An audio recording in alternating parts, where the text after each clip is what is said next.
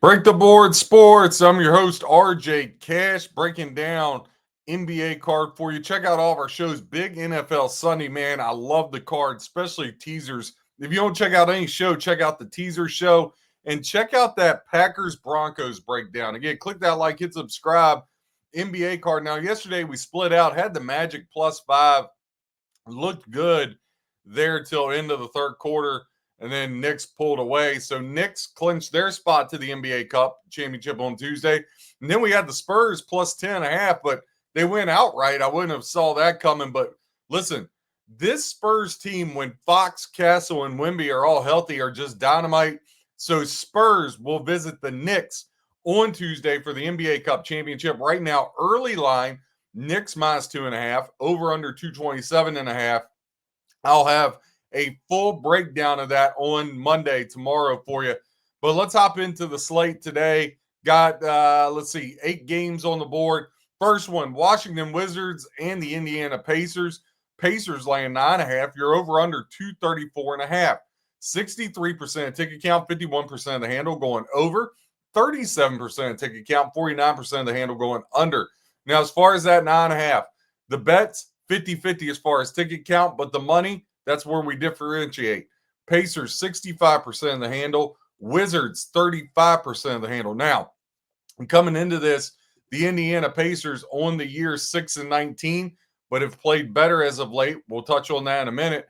Wizards 3-20. Now, the thing about this is Wizards 7-16 ATS on the year, but 13-12 despite the 6-9 record. Pacers have been able to cover over the 500 mark. Also, they're 5-8 straight up at home.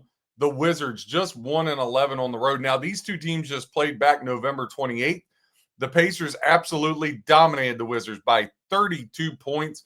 Pacers now have taken 8 of the last 10 and 6 in a row.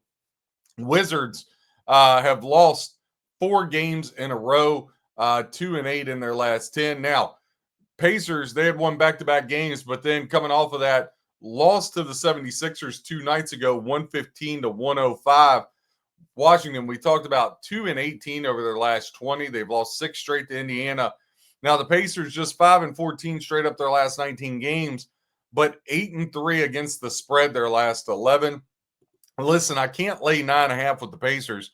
No way, no how. And I'm not taking it with the Wizards. They're horrible. They're even worse on the road.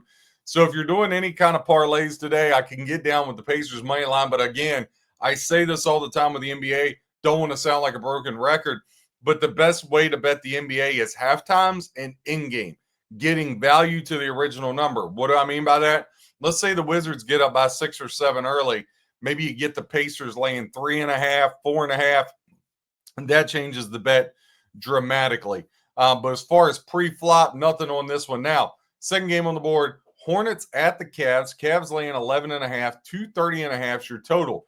But check out the splits on the total. 50-50 on the money, but the actual ticket count, 70% going to the over 230.5, 30% going to the under, yet the money's 50-50.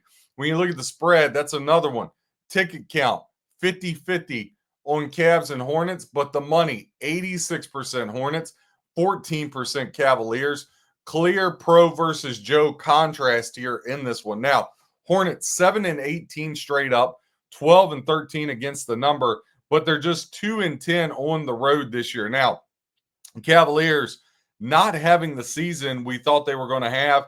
They're 15-11 straight up, 8-18 ATS. Horrible ATS record for a team that a lot of people thought were just destined for the Eastern Conference Finals, maybe even a finals appearance.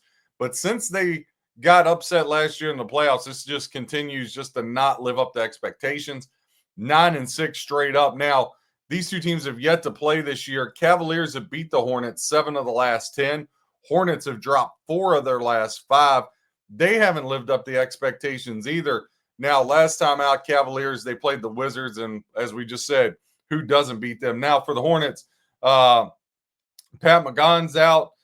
Grant Williams still out, Colin Sexton out, Trey Mann out, Sam Merrill, Max Strus, Evan Mobley, all out for the Cavs.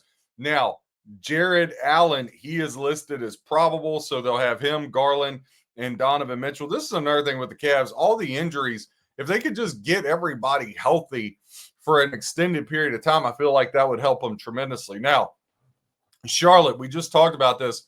1-4 their last 5, 1-4 straight up their last 5 versus Cleveland. But Charlotte is 4-2 against the spread, their last 6 against the Cleveland Cavaliers. I'm probably not going to get to the window just because of the NFL card. And there's check out the hockey show. There's a hockey game I absolutely love tonight that I'm all over pounding it, double unit play. But if I had to pre-flop, it's Hornets plus 11.5 or nothing. There's no way you're a good handicapper if you decide you're going to lay 11.5 with the Cavaliers. No way, no how. Can't do it. But probably going to be a pass. But looking at the board, and I said this to myself earlier, if I get to the window on anything, I'm going to get to the window on the Hornets pre-flop plus 11.5. Next game on the board, Philadelphia 76ers at the Atlanta Hawks. Now the Sixers catching 4.5. The Hawks favored here, and we'll tell you why in just a second. 225.5 is your total, 81% ticket count, 75% of the handle on the over 225.5, 19% ticket count, 25% of the handle on the under 225.5. Now, as far as that spread divvies up, Hawks 30% of tickets, but 52% of the money. 76ers, very public team, 70% of ticket count, only 48% of the money. So clearly, pros versus Joes, pros on the Hawks, Joes on the 76ers. Now, look, I get it. Embiid's questionable with the knee, but you got Tyrese Maxey. He's out today. Oubre's out today. Now, Porzingis, he's out for the Hawks, but Porzingis hardly ever plays anymore anyway. Now, Nickeil Alexander-Walker is the one to watch for the Hawks with that ankle. He's listed as questionable. And that was the last update that I saw. Just refreshed it here and still kind of holding on to the same thing there. So not going to be able to bet it pre-flop. But if I did, I'd lay the 4.5 with the Hawks. They're just a much better team. And listen, if you're taking Tyrese Maxey out of it for the 76ers, hard for me to get down on that. I know they still got Paul George, but it's just a hard sell for me. But again, I think this game, again, I hate to beat the drum here, but could be an awesome in-game betting spot. So pre-flop, just going to stay away. So the only thing pre-flop that I would be leaning towards would be the Charlotte Hornets plus 11.5. Milwaukee Bucks laying 1.5 on the road at the Brooklyn Nets. 216.5 is the total. 84% of ticket count, 71% of the handle is on the over. 16% of ticket count, 29% of the handle on the under. Now, as far as the side, Bucks, 71% of ticket count, 63% of the handle. Nets, 29% of ticket count, 37% of the handle. These two teams both in the toilet, but Bucks not as bad as the Nets. Bucks 11-15 straight up, 12-14 ATS, 3-8 on the road. Brooklyn just 6-18 this year, 10-14 ATS, 2-10 at home. They played once already back November 29th. Bucks won that one by 17 in Milwaukee. Bucks have won 7 of the last 10 versus Brooklyn. And the Bucks coming off of a surprising win 3 nights ago against the Celtics, 116-101. Brooklyn, they fell to Dallas there. And that one we got the push. We laid 8 with Dallas. Now, AJ Green, Terrion Prince, Giannis, they're all out. And then for the Nets, obviously Cam Thomas out, Ben Sheriff out. Again, just 2 bad teams. Handicapping 101. You can't go betting a bunch of bad teams all the time. You'll find yourself broke. Just one of the many rules you have to follow here in your handicap. Next game on the board to get through. We're halfway home. Sacramento Kings at the Minnesota T-Wolves. T-Wolves laying 12.5, 234.5 is the total. 75% of ticket count is equaling 22% of the handle on the over. 25% ticket count equaling 78% of the handle to the under.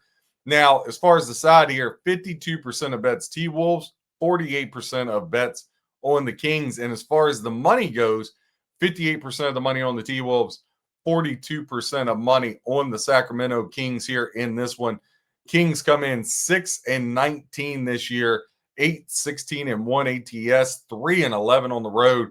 Kings have been a huge disappointment. When you look at this, the Kings are just loaded with talent Injuries has gotten them. I don't think they've been well coached. I wouldn't have gotten rid of Mike Brown, but who am I? T-Wolves 16-9 straight up, 9-16 ATS, 8-4 at home. Now, these two teams have played 3 times already this year. I don't get this NBA scheduling. 3 times in the month of November, 2 in Sacramento, 1 in Minnesota. The first 2 matchups, the T-Wolves won. The last matchup back November 24th, Kings won 117-112 in Sacramento. But the other 2 matchups were by 14 and by 27 in this one. When you look at the injury update, obviously Eubanks is out. Schroeder, he is listed as doubtful, so he's not going to go. Sabonis still out. Keon Ellis is questionable. Now you still got DeRozan and Levine. Now for the T-Wolves, Mike Conley's out. Anthony Edwards, he's been having this lingering foot issue. I actually would lean Kings plus 12.5 or nothing in this one. Sacramento 1-6, both ATS and straight up their last 7, 2-8 straight up their last 10 on the road. But Minnesota, though they're 6-1 straight up their last 7 and 5-1 straight up their last 6 at home, they're just 1-4 ATS. I don't think the T-Wolves would be good enough to be laying 12.5 right now. The fact the Kings have Levine back, I'll go with them. Kings plus 12.5. Again, if I was going to bet pre-flop, I would go Sacramento Kings here. Chicago Bulls hosting the New Orleans Pelicans. Bulls laying 4.5, 247.5 is the total. 53% of ticket count equaling 70% of the handle to the over. 47% of ticket count, 30% of the handle going under. As far as the side, Bulls 54% of tickets is equaling 45% of the money. Pelicans 46% of ticket count is equaling 55% of the money. Now, Chicago 10-14 compared to the Pelicans 4-22. But the Pelicans do have a winning ATS record, 14-10-2. They've only won 1 road game this year. 1-10 are the Pelicans on the road. Bulls just 6-5 at home. Now, these two teams just played November 24th in New Orleans, a game New Orleans won by 13. New Orleans has actually taken 6 of the last 10, and they stopped that 8-game losing streak with a win against Portland their last time out. And the Bulls, well, they did the same thing. They stopped a 7-game losing streak, winning at the Hornets 129-126. We had the Hornets plus 3.5. Cash money on that one. When you look at this, Chicago Bulls 2-9 ATS their last 11. Pelicans 6-2 ATS their last 8 versus the Bulls, though. And believe it or not, as bad as the Pelicans have been, they're 6-1 against the spread their last 7 games. Bulls just 1-7 their last 8.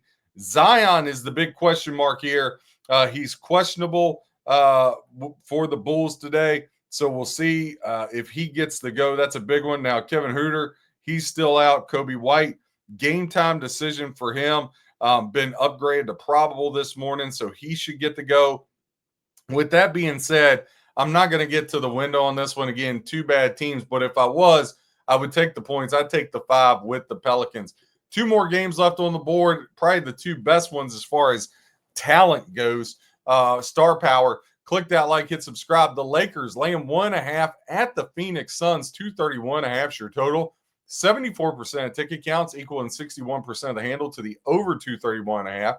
26% of ticket count equaling 39% of the handle to the under. Now, as far as the sides go, Laker love all the time, very public team. They're getting 77% of ticket count, but it's only equaling to 31% of the handle. And so tread lightly.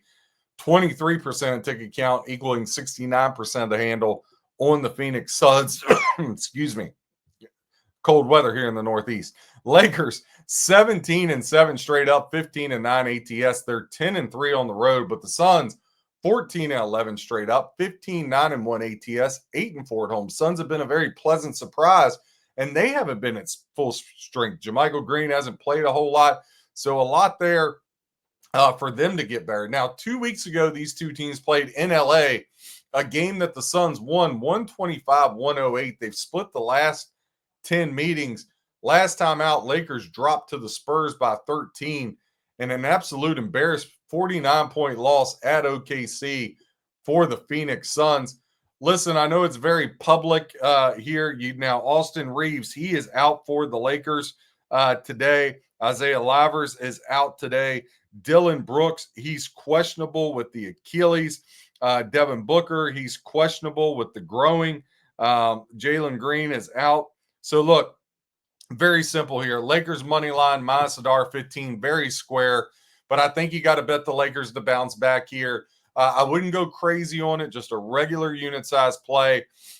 I know a lot of pros are on the Suns, but this is one I got to be a square. I'll give me the Lakers money line, Hornets plus 11.5. Those are the only two things pre-flop I see. Last game on the board. Again, RJ Cash, Break the Board Sports, giving you stats, trends, information to help you become a better handicapper. Warriors laying 4.5 on the road. 235.5 is the total. Now, 62% ticket count equaling 29% of the handle going to the over. 38% ticket count equaling 71% of the handle going under in this one. As far as that 4.5, 63% of ticket count equaling 76% of the handle going to the Warriors. 37% of ticket count equaling 24% of the handle going to the Portland Trailblazers. Now, Al Horford, he's out for the Warriors. Robert Williams is questionable today with the Blazers, but aren't we all questionable? Marquise Thibault, he is out. Drew Holiday, he's out. Klingon, the lower leg, he is questionable, but heard some other stuff earlier. I think he's going to be out for the Blazers in this one today. Now, when you look at this, Golden State 13-13, just not. I mean, this team, they're just old. I don't know how else to say it. They're old. They need to get young. 13-13, both straight up in ATS, 6-9 on the road. Portland, though, 9-16 straight up, 13-11-1 ATS, 3-6 on the road. These two teams played November 21st. Portland won that game by 4. They played October 24th. Portland won that game by 20 in Portland. So Portland has taken both two contests, snapping their losing streak they had going to the Warriors. Warriors have won 8 straight to that point. Now, Warriors are 9 straight. Warriors are 9-2 the last 11 versus the Blazers, but again, just 3-6 ATS. Again, I hate to be a square about things, but I like the Warriors in any kind of your parlays. That you put Warriors with the Bears in the NFL, put them with the Flyers alt puck line. You could also put the Warriors today money line, the Golden State Warriors with the Kansas City Chiefs. Chargers aren't going to be able to do anything in that cold. And the Philadelphia Eagles. Put you a little 3-team money line parlay. So I'll do a unit on that. Warriors, Eagles, Chiefs money line parlay. And then I'll also do Lakers money line pre-flop, Hornets plus 11.5. That's all we got today. RJ Cash, Break the Board Sports. Again, whether you fade or follow, I hope you win your bet. God bless and happy handicapping.